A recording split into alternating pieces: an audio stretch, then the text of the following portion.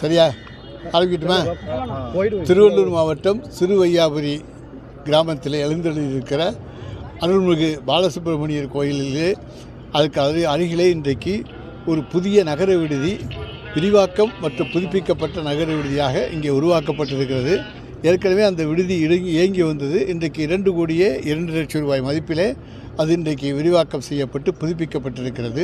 எனவே அதனுடைய திறப்பு விழா நிகழ்ச்சியில் கலந்து கொண்டும் அதேபோல் அருள்மிகு பாலசுப்ரமணிய சாமியை தரிசனம் செய்தும் செல்வதற்காக இங்கே வந்தேன். திறப்பு விழா நிகழ்ச்சி மிகச் சிறப்பாக நடைபெற்றது. எல்லோருக்கும் மகிழ்ச்சியான ஒன்று.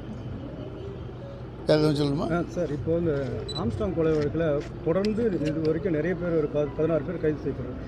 சட்டத்துறை அமைச்சராக அடுத்த கட்ட நடவடிக்கை என்ன? அதாவது இதிலிருந்து நீங்கள் தெரிஞ்சுக்கிறீங்க, தமிழகத்தினுடைய சிபிசிஐடி காவல்துறை மாண்புமிகு தமிழ்நாடு முதலமைச்சர்களுடைய கட்டுப்பாட்டில் மிகச் சிறப்போடு அதில் புலனாய்வை மேற்கொண்டிருக்கிறது என்பதற்கு இது ஒரு எடுத்துக்காட்டு.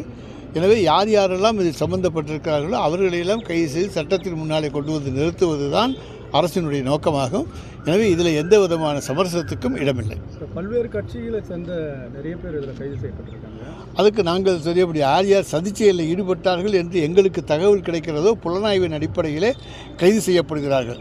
நீதிமன்றம் தான் அதற்கு பிறகு அதில் முடிவு சொல்ல வேண்டும். உண்மையான குற்றவாளி கண்டுபிடிக்கல சொல்லி எதிர்கட்சியும் பகுஜன் சமாஜ் கட்சியும் குற்றச்சாட்டு வச்சிருக்காங்க. அது உண்மையான குற்றவாளி அவருக்கு தெரிஞ்சால் சொல்லட்டும்.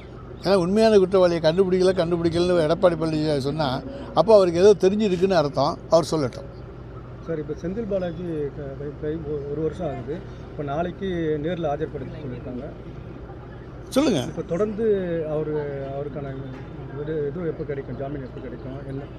அதாவது அவர் தொடர்ந்து மேல்முறையீடு இதெல்லாம் செஞ்சுக்கிட்டு வர்றாரு.